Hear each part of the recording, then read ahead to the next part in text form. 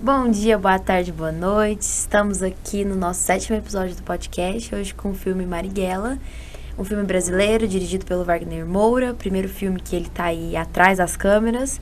E hoje a gente tá aqui com a Eu sou a Duda. Que já participou aí, né, com a gente. Falam aí. Oi, gente. Bom dia, boa tarde, boa noite pra vocês. E com a Nath, que faz PP aqui, né, publicidade, com a gente também. Boa noite, bom dia, boa tarde. E com o Ramon. Fala aí, Ramon. Salve, salve família, boa noite, bom dia, boa tarde, tamo aí. Então, hoje a gente vai discutir esse filme. Eu não lembro certinho onde que eu descobri ele, quem me falou dele. Mas eu acho que uma vez conversando com uma amiga que assistiu o documentário, que aí já é outra pegada, eu lembrei desse filme, achei que ia ser legal a gente trazer aqui, a gente ter o Seu Jorge atuando. Eu gostei muito da atuação dele, nunca tive visto ele atuar ainda. Ele canta muito bem, atua muito bem, meu Deus, faz tudo. A voz de veludo do Seu Jorge. Nossa, como é bom escutar ele atuando, meu Deus. E aí, o que vocês acharam? É um filme denso? Muito pesado. Nossa, eu achei um filme muito pesado. Teve partes que eu fiquei, assimilando, porque teve coisa que eu achei o extremo e que não sei se eu assistiria de novo, porque eu achei muito forte. Muito forte. Mas muito bom. A atuação do Seu Jorge realmente incrível. Eu nunca tinha visto ele atuar e, nossa, muito bom. Só para contextualizar um pouquinho, né, o filme, assim, passa da questão da luta armada aí contra a ditadura militar, né, aqui no Brasil. Então, por isso que é um filme denso, forte. Pesado. E traz outra perspectiva dessa luta armada, né, não só como os extremistas, né, mas da parte de sentimento, de relações, né, que as pessoas que estavam contra a ditadura têm também, né.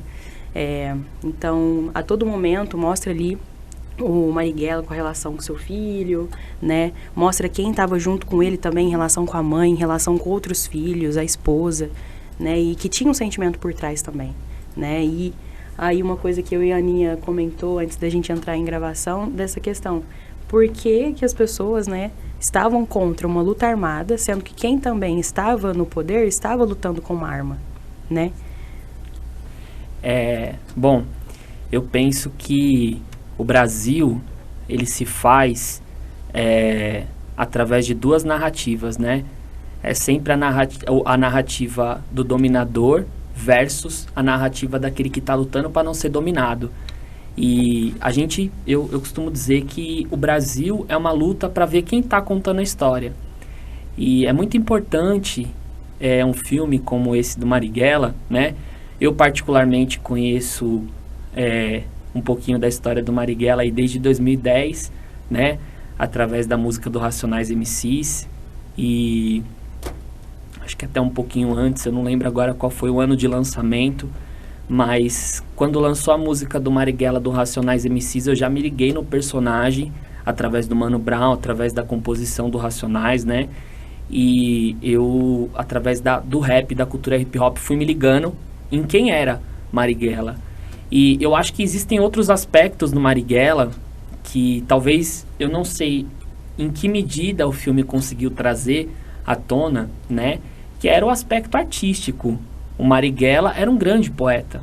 O Marighella escrevia coisas sobre o Brasil, o Marighella escrevia poemas sobre o Brasil. Marighella, acho que, para além do guerrilheiro, talvez o guerrilheiro seja o verniz da casca toda que era o Marighella, né? O Marighella era um revolucionário, mas ele era apaixonado pela brasilidade, né? O Marighella, a esposa dele, né, quando ele falece, ela fala que ele amava muito esse país, né? Vocês mataram alguém que amava muito esse país, né? E aí faz essa relação aí com você tá falando. Então era um sujeito que nasce na Bahia, né? E tem nasce na Bahia, naquele contexto de final do século XIX, começo do século XX, né? E toda aquela Bahia pulsando o samba, Bahia pulsando a questão da cultura baiana, né? Que é uma cultura afrocentrada, que é uma cultura ligada com essas questões, né? E a mãe de Marighella se não me falha a memória, posso estar enganado, mas era filha de escravos, né? Quer dizer... Eu fui pesquisar sobre isso e tava falando. E contando até, eu tinha a descendência certinha dela, assim, do lugar. Eu até vi esse negócio que você falou dos livros. Quando eu assisti o filme, assim, eu sentia falta disso também, de mostrar esse lado artístico dele. Porque eu fui ver só depois que eu gosto, às vezes, de ler crítica, de dar uma pesquisada sobre, que aí eu fui entender que ele escrevia poemas. E o que você falou, né, que ele realmente... Sim, que ele foi professor também. Sim. Amava o Brasil, assim, eu acho que ele tinha um sentimento, assim, de... Até um pouco da luta, ele queria salvar, sabe? Ele tinha esse negócio, um carinho de meu Deus, eu tô perdendo meu país. Você vê, assim, até e até quando ele fica bravo quando ele conversa, que ele é expulso do partido, e ele fica bravo, aquela cena, assim, para mim ali o filme começou já no... Meu Deus! Ali já ficou uma coisa emocionante, que ele fica muito bravo. Ele fala, a gente tinha que ter reagido na hora. Como que assim a gente ficou esperando? Tem gente mais novo que eu, até a Duda falou isso, que já tá lá fazendo. Né? Que tem metade da minha idade já tá lá pegando. Acho que isso partia muito do medo também, né? Por que a gente não reagiu na hora, né? Acho que isso partia muito do medo também. Porque se a gente reagir, eles vão reagir pior, porque eles tinham a parceria dos Estados Unidos. Então, assim, eu acho que eles tinham muito medo também. Então, acho que é por isso que também eles não reagiriam na hora. E o movimento também foi criando, assim, uma estrutura, né? Porque quando acontece ali a ditadura militar, e aí vem a censura e tudo mais, a massa, assim, popular, não sabia, assim. Tanto é que muita gente acredita ainda hoje que comunismo é ruim e que vamos afastar e não pode, né? Hoje, atualmente, né, o nosso cenário político, né, a gente consegue também ver essa relação histórica que a gente tem, né, no Brasil, em relação a essa questão do comunismo e salvar a pátria, e que isso não pode existir. E né? que muito tem a ver, o Duda, com essa disputa de narrativas, né? Eu acho que vocês vão lembrar daquele personagem, assim, icônico, né, do filme, que é o delegado... O Bruno Galhaço interpreta o Fleury, né? Mas no filme ele tem um outro nome, que agora eu não vou lembrar qual nome que é. Eu também não lembro. Mas tem um momento que ele vai falar sobre como a mídia deveria anunciar e dizer sobre os guerrilheiros, sobre as pessoas que estavam lutando ali pela revolução, né? Ou seja, diz que essas pessoas eram estupradoras, né? Chama de bicha, de não sei mais o que. Quer dizer, o fantasma do anticomunismo, né? Ele é uma coisa muito antiga no Brasil. E tem uma questão também que as ditaduras, né? O Brasil é um país das ditaduras que se diz como ditabrandas, né? Ou seja, a nossa ditadura foi boa, a nossa ditadura foi tranquila, não foi uma ditadura, foi uma dita mole. Quer dizer, não tem nada disso, não. E a gente vê isso, talvez os filmes tenham a potência de revelação, né? Dessas coisas. E antes, ali na década de 40, 30, 40... tinham os integralistas, né? Que eram os galinhas verdes, que eram um grupo com inclinações nazifascistas e que tinham gritos, que tinham aspirações nazifascistas e que importou tudo o que havia de pior na Alemanha fascista e na Itália fascista de Mussolini. E aí eles trouxeram para cá. Então, a quem interessava essa luta anticomunista, né? E aqui eu não estou fazendo nenhuma ode ao comunismo, a nenhum país que tem uma ditadura implementada que eles chamam de ditadura comunista. Eu acho que existe um perigo nessas pseudoconceituações, né? Que são esparramadas e lançadas como notícia, principalmente nos dias de hoje. Então, acho que o filme ele tem essa importância de revelar o lado humano da luta, aspirações reais, né? E não a criação do inimigo ficcional ou a propagação dele, né? E eu acho que é muito interessante isso, até já tô anotando aqui coisas que eu fui pensando, que a gente aqui no podcast, a gente gosta de trazer filmes brasileiros e filmes que na maioria das vezes é americanos, estrangeiros, mas acaba sendo filmes americanos. E os filmes americanos, eles têm inúmeros gêneros e tipos. Mas tem filmes que contam a história dos Estados Unidos, ou a história, assim, vamos pegar a Segunda Guerra Mundial, mas na visão dos Estados Unidos. E aí você acaba aprendendo, você acaba tendo outras visões, entendendo que era um soldado que saía dos Estados Unidos para lutar lá na Alemanha e libertar os judeus. E aí tem todo aquele, nossa, olha que lindo e tudo mais. Esse filme é um filme recente, 2019, uma produção gigantesca. Um filme que tem... Eu achei um filme muito bem gravado, com um tipo de câmera que eu até falei pra Duda de aproximar muito no rosto das pessoas pra marcar as emoções. E a gente às vezes não valoriza, acho que até nisso, que a gente nega tanto. Porque se as pessoas assistem o filme e entendem a história, elas passam a mudar a opinião delas, o olhar. E aí eu até anotei aqui que o cinema brasileiro, ele tem essa dificuldade de caminhar pra frente, porque quando ele começa a contar a história do Brasil, o povo fala, opa, não, a gente não quer encarar, a gente não quer ver a crítica, porque é um filme que conta a história e fala, olha como que foi a luta armada. Existe um outro lado da moeda. Você fala da parte da censura que a gente comentou aqui, e aí você vê muitas cenas do personagem do Bruno Galhaço, ele chega lá e fala, não foi isso que aconteceu aqui, não, eu vou te contar o que aconteceu aqui. Exato. E aí eu fico, porque a gente trouxe aqui filmes brasileiros, a gente trouxe o Auto da Compadecida, que é o filme brasileiro, todo mundo conhece, é um filme ótimo, mas a gente trouxe agora um filme que talvez nem todo mundo conheça, mas meio que assim, eu não quero conhecer, porque se eu conhecer eu vou passar a ter um olhar crítico, a ter um olhar detalhado, histórico, porque mostra que você falou, vamos falar que eles são estupradores, e vamos falar que eles são,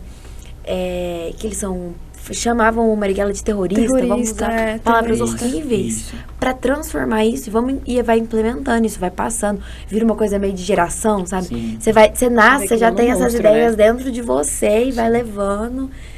E é muito doido como isso vai refletindo em inúmeras coisas no Brasil. Isso reflete em inúmeras coisas no Brasil, e digo mais uma coisa. Aqueles que estão na luta pela justiça social, né?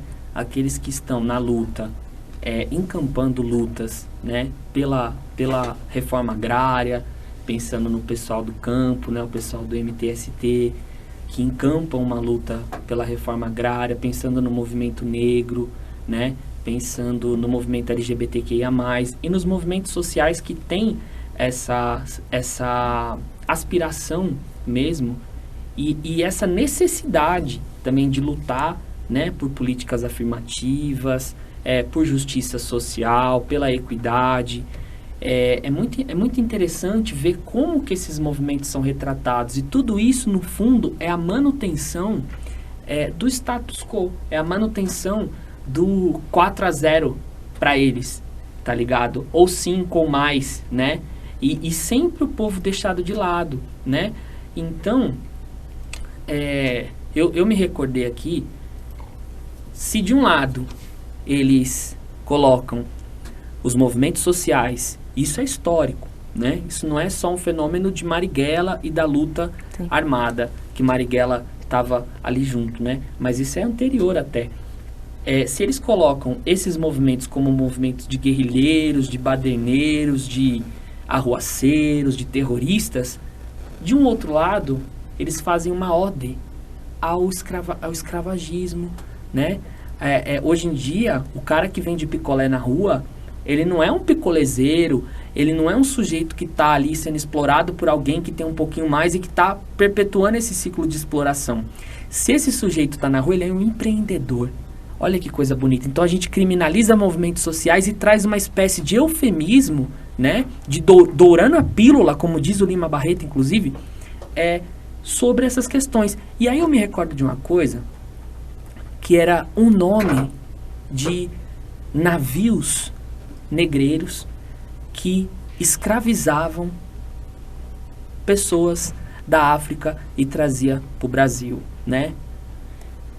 No final do século XIX, alguns desses navios tinham os seguintes nomes: Brinquedo dos Meninos, Navio dos Pobrezinhos, Navio... esses nomes, assim, que parece que ser uma coisa muito dócil, né? Tranquilo. Muito tranquila. E aí você vai ver o que eram esses navios que estavam trazendo pessoas para abastecer, né, os campos e as lavouras com força de trabalho escrava, né? Então, percebe que é uma disputa sobre quem está contando a história e de que maneira essa história é contada. Sim, tem também no filme, né, traz também a questão racial também presente, né, ali quando o Bruno, é que eu sempre esqueço o nome dele, do personagem, mas quando o Bruno ali tá fazendo ali um ato de tentando descobrir quem mais tá fazendo, e são 2 pessoas negras, né, e aí um ele mata, né, ali na hora, e o outro ele fala, vai correr, vai, corre, neguinho, corre. Só para poder ver o cara tentando salvar a vida e mata. Mas ele usa, assim, a questão das palavras mesmo, né? E eu acho que, às vezes, o ódio dele era tão grande pelo Marighella, porque ele era negro também, Sim. né? E ele era uma potência enorme, né? Muito e geralmente grande. aqui no Brasil a gente não enaltece as questões de pessoas que representam um grande movimento, né, no Brasil, e essas pessoas sendo negras, né, como o Machado de Assis, né, trouxe ele como branco aqui pro Brasil, e muitas pessoas ainda não sabem que ele é uma pessoa negra, né, um grande escritor brasileiro, muito mais reconhecido fora do que aqui, né, no Brasil, né, então, às vezes também tem essa questão do filme, às vezes, não ser tão também comercializado, né, não tem o perfil que as pessoas gostam, né, além de ter essa questão, nossa, essa aqui é a verdade do Brasil, não quero ver, mas quem também está sendo o protagonista desse filme, né?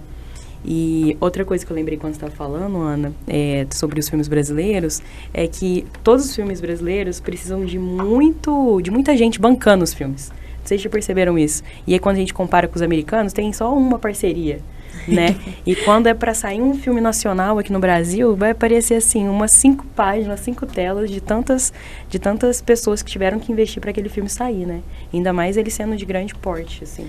E eu também, quando eu fui pesquisar, assim, sobre o filme, deu muito problema com a Ancine, com a Agência Nacional de Cinema.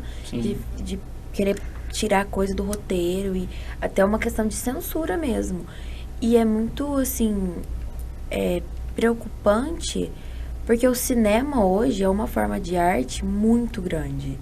E é uma forma de arte que, assim, ela é muito propagada. Você pode fazer um filme aqui, lança para o mundo inteiro. Tem um giro vamos pensar assim, no mundo capitalista, que são os pontos positivos, né? Gira a economia, ele faz o povo sair de casa porque vai pro cinema. É uma forma de comunicação muito tranquila. É um tipo de arte que dá pra você fazer pra todo mundo. Então eu lembro que teve uma época que tinha, eu não sei se ainda tem no centro, tinha um lugar que era um cinema que passava filmes assim, não eram novos, mas eram filmes que estavam ali, né? Tinha animação, sempre pegava na semana, e aí o ingresso acho que era R$5, uma coisa assim. Então tinha um acesso, a gente teve uma redação do Enem que falava sobre a democratização do acesso ao cinema. Sim. E por que a gente tem tanta dificuldade, sendo que a gente tem atores incríveis, direções, tem filmes estrangeiros que são gravados no Brasil. Pantera Negra é um tipo de filme que o 1 e o 2 teve cenas no Brasil. Eles vêm pra cá gravar. A gente tem reconhecimento lá fora. A Fernanda Montenegro, por exemplo, é uma atriz que teve reconhecimento lá fora. Tem atrizes nossas indo pra fora e a gente não consegue valorizar aqui. E eu acho que também é muito isso. O brasileiro, ele se prende na ideia do... Ele quer um filme que seja igual ao americano, mas não vai ser, porque ele é brasileiro. Mas é muito uma questão histórica, né? Que a gente valoriza muito as pessoas de fora, porque pensa assim, quando tava lá em questão abolição da escravidão, beleza. As pessoas negras não iam encontrar trabalho, né? Porque não teve nenhuma reparação, nenhuma coisa que foi dada. E trouxeram pessoas de outros países para o Brasil, para poder fornecer trabalho para elas. Então já aí tem, as pessoas de fora vão ser melhores que aqui, né, que estão aqui. Então já se cria uma ideia de que tudo que vem de fora é melhor do que está aqui dentro, né?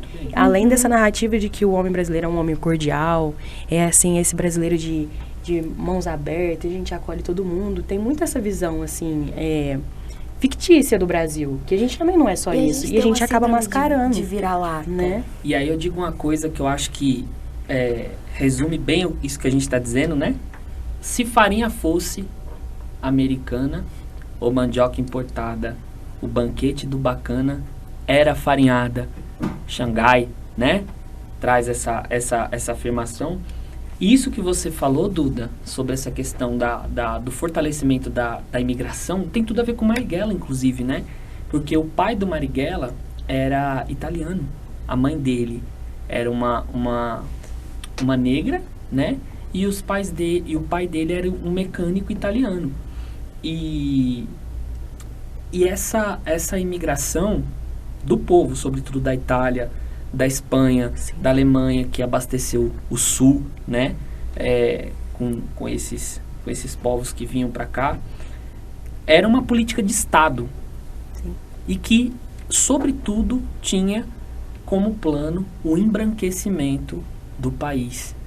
Porque estava em voga, no final do século XIX, algumas teorias, né? Dentre elas a eugenia, a teoria de Lombroso, a teoria de Spencer, né? Que invadiu as delegacias e tinha aquela questão de identificar os suspeitos pelo fenótipo, né? Pela orelha, pelo formato do crânio, pelo tamanho.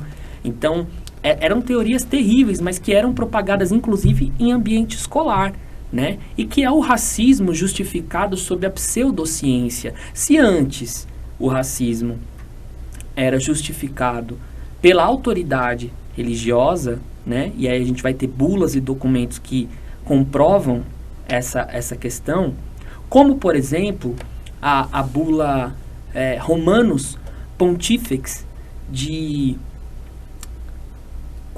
8 de fevereiro de 1454, que é um documento muito interessante para a gente entender o Brasil, né? Que fala que tudo que os nautas, né, os navegantes, junto com o infante Dom Henrique, encontrassem pelo caminho, né, sobretudo nas Índias, que eles poderiam escravizar, que eles poderiam subjugar e que de tudo poderiam usar a seu favor e a favor dos seus descendentes, dos seus ascendentes, né? Então, é uma questão... O Brasil que a gente vive não é brincadeira, não. É um Brasil que é fruto de toda essa loucura. E contra isso, numa luta contra-hegemônica, né? A gente tem esses movimentos que não aceitam. E que não vão aceitar. E que tá aí até hoje para mostrar a potência, né? Você falou da questão da escola. Lá no filme, né? Tem uma cena, né, na escola que é um professor tá enaltecendo a questão da ditadura militar, né? E aí o filho do Marighella se levanta em relação a isso, né? Que ele fala assim, não, foi golpe, né? Não é uma coisa pra gente Ele tava falando outra coisa, e aí o filho do Marighella, não foi isso, foi golpe. Sim. E ele falou de novo que não era, e ele começou a falar que era golpe. Realmente. Sim. E o quanto a gente tem essa questão aqui no Brasil, que a escola não pode ser partidária, né?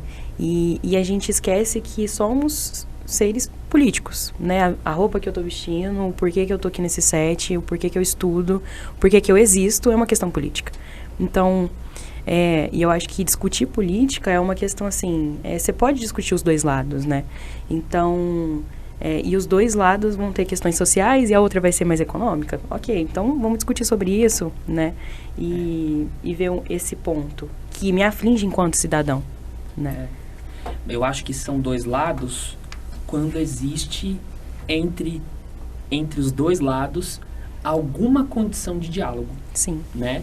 Porque em um momento em que não há condição de diálogo, em que não há uma equivalência entre lados, digamos assim, a gente já não está mais falando de disputa política.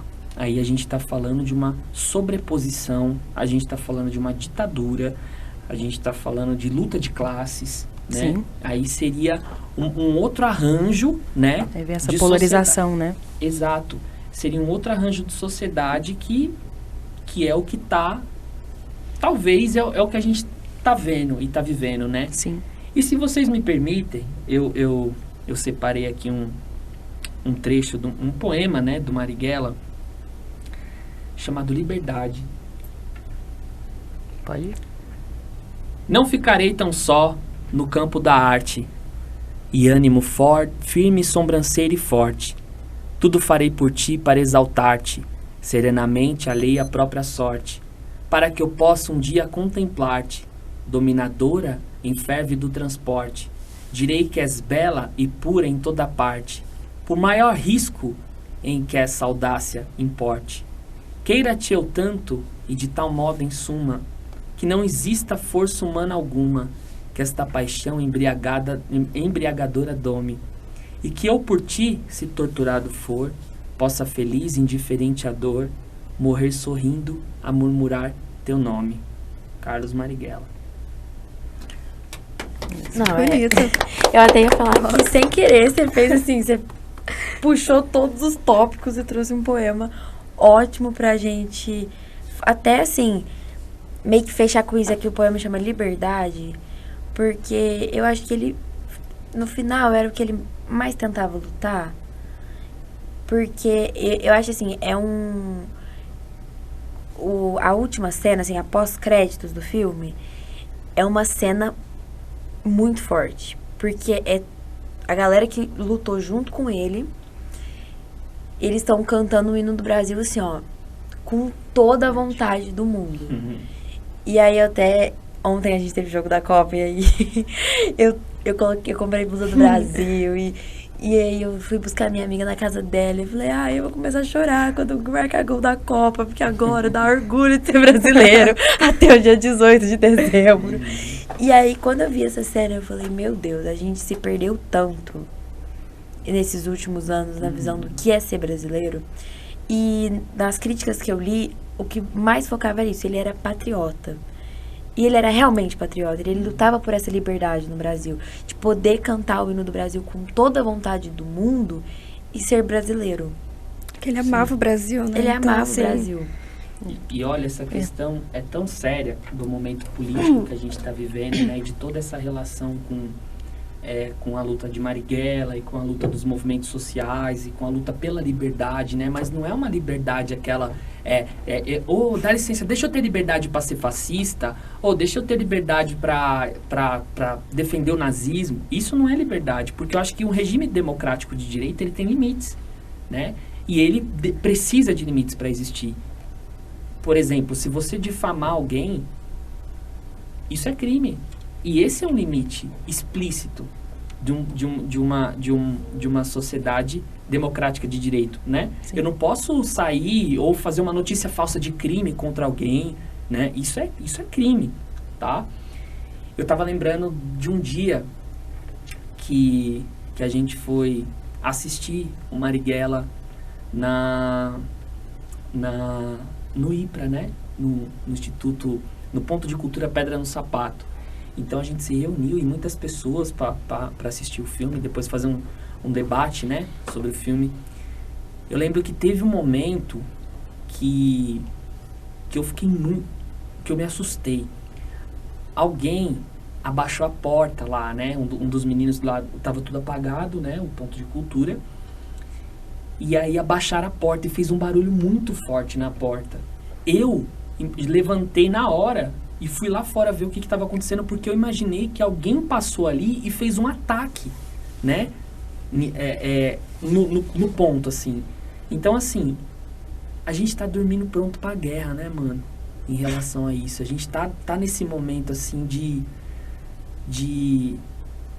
é triste isso, porque é a delimitação de territórios e de demarcação de quem são os nossos inimigos, sabe? E uma das questões que um autor chamado Achille Mbembe, né? Ele vai trazer sobre a questão da necropolítica é que existe a criação de inimigos ficcionais, que é exatamente o que o movimento da extrema-direita brasileira historicamente faz, não é de hoje, né? A gente Não é tem de desde hoje. Vargas. Desde Vargas, antes de Vargas, no período da escravidão, século XIX, XVII, XVI, na invasão, né? porque já era criado ali a visão dos selvagens, né? Que eram os nossos indígenas, os povos originários, vistos na Europa como selvagens. Ali no começo daquilo que a Europa começou a entender como antropologia, né? Como estudo dos povos e etc. E delimitando as pessoas como selvagens ou civilizados, né? Então, assim, a gente tem essa questão muito, muito demarcada na nossa história, né? Sim. Uma questão... Pode falar, Não, né? pode falar. Você trouxe o poema da Liberdade, e aí muito das cenas do filme que me recordam é que a todo momento o Marighella estava em um ambiente fechado, né? Porque ele não podia ficar exposto, né? Então, eu não sei se vocês perceberam. Verdade. Ele, no início do filme, que mostra ali uma cena de liberdade, quando ele tá com o filho dele, né? Que ali é o último momento que ele tá a céu aberto, assim. E depois, conforme vai se passando os contextos, e vai ficando mais intenso a guerra, né? A luta armada, no caso, ele vai ficando só em ambiente fechado. Ele sai de um carro fechado e vai para outra sala, outro território escondido. Uhum. E outro momento que ele ia ter liberdade era na ponte, que ele ia reencontrar o filho. Os 2 momentos de liberdade que ele ia ter, ia ser esse reencontro. Eu chorei no filme, gente. E é muito forte, assim. É muito interessante também que eu vi porque essa cena da praia e depois começa com uma fita de gravação dele fazendo pro filho. Isso foi uma coisa que eles colocaram... É ficcional, incluíram no roteiro, mas eu achei uma sacada tão legal que foi um jeito de trazer um pouco, porque foi um jeito deles incluírem um pouco da história do Marighella, só que sem ser por fotos, mas da história dele, sabe? Ele com a relação com o filho, ele contando pro filho, então isso foi uma coisa assim, fictícia ali, mas que foi bem colocado. E de todos os filmes, a gente já trouxe muito filme aqui de histórias verídicas, e assim, sem querer até. Mas é o primeiro que eu vejo que colocaram um detalhe, que esse da gravação, que trouxe esse lado mais pessoal, esse ponto de vista da pessoa que a gente tá vendo a história.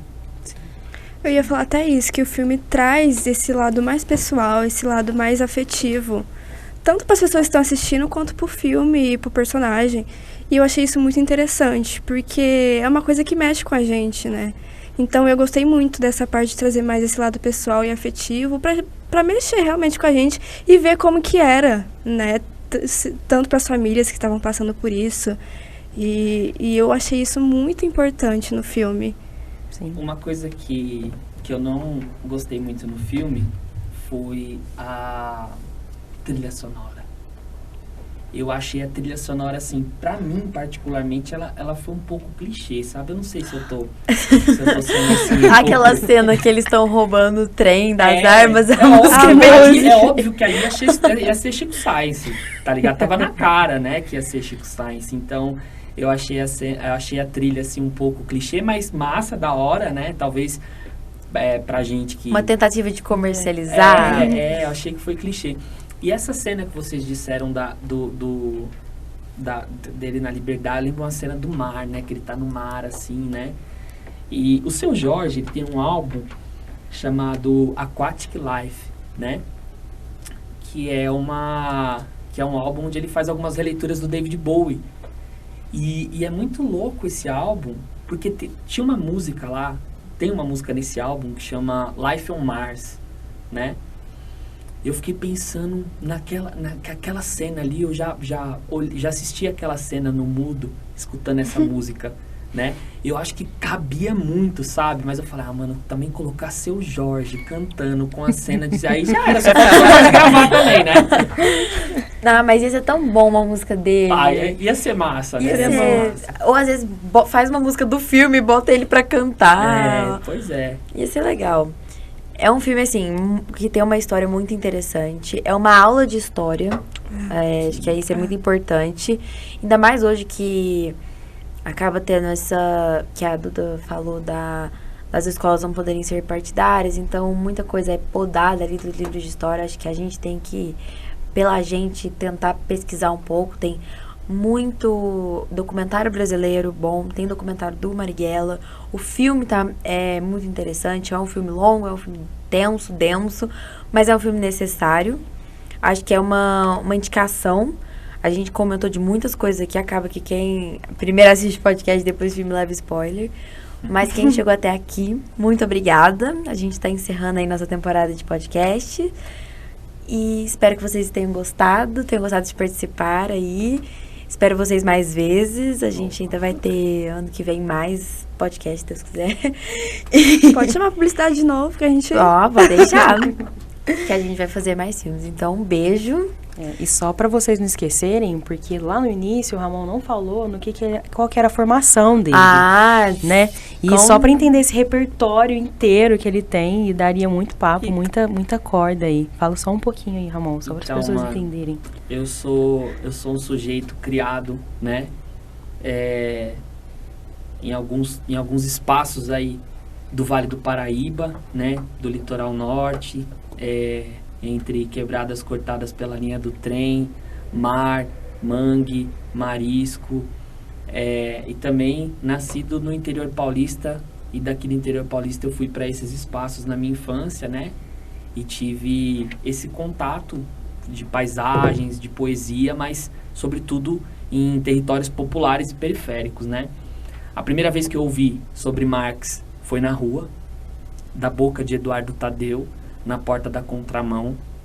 A primeira vez que eu ouvi Shakespeare foi na rua, durante o movimento de teatro de rua, com o pessoal do Rio de Janeiro, do Teatro de Dionísio, que provocaram uma cena muito louca, muito interessante, e com essa cena, uma pessoa em situação de rua levantou e declamou Shakespeare, né? Foi uma coisa muito bonita, que eu tive a sorte de presenciar, mas todo o teatro ali, todo o ritual do teatro de rua era de Shakespeare também.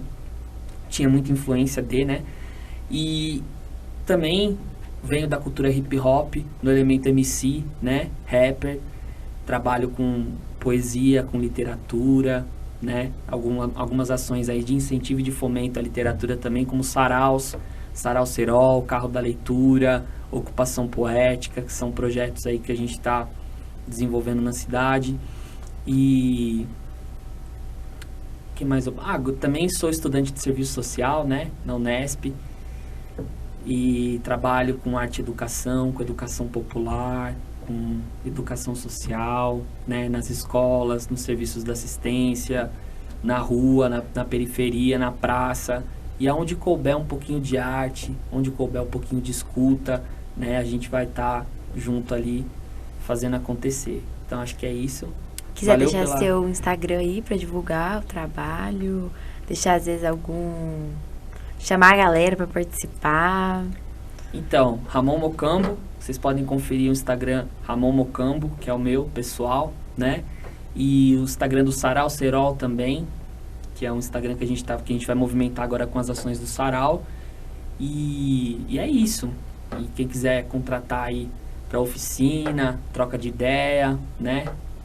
Também agora em movimento com o projeto Ocupação Poética, né? Que é um projeto que visa ocupar o território da palavra, né, e transformar a palavra em brinquedo. Eu acho que esse é o principal intuito da ocupação poética, né, e democratizar o território da palavra. Acho que esse é o ponto. Então é isso, a caminhada é essa. Outras ações que eu acho que as pessoas devem conhecer, que eu colaboro, não necessariamente encabeço as ações, mas colaboro com elas, é o Passeio Literário, que é organizado pelo nosso amigo José Lourenço Alves, que é um passeio que transforma a nossa visão sobre a cidade, né? Muito interessante, acontece em Franca, traz os autores. É muito bom, gente. Estou em todos. Duda participou, né? Ela, a família dela. Inclusive um salve para Tâmara, um salve para Dona Vânia também. Tá aí, tamo junto. Então, outra ação da nossa cidade é o passeio Afro-Franca, né? Então tem gente que fala, ai mano, Franca não tem cultura, né? Franca não tem isso, não tem aquilo. Tem, gente, tem. E tem muito. Com abundância, com força. E nosso papel talvez seja facilitar esse encontro, né? Daquilo que tem com as pessoas que querem saber o que tem. Então acho que é isso. Basicamente é isso. Obrigado. Muito bom, gente. Então, até mais. Tchau, gente.